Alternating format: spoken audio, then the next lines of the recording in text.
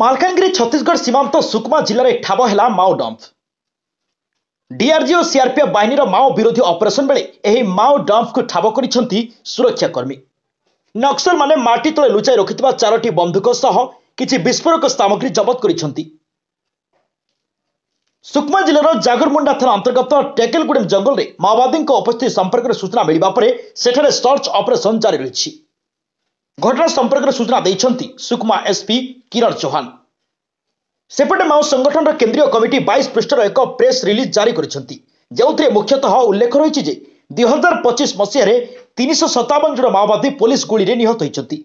तेणु सेमानंकु स्मृति उद्देश्य माओ संगठन जुलाई 28 तारिख ठारू अगस्ट 3 तारिख पर्यंत शहीद सप्ताह पालन करिबो।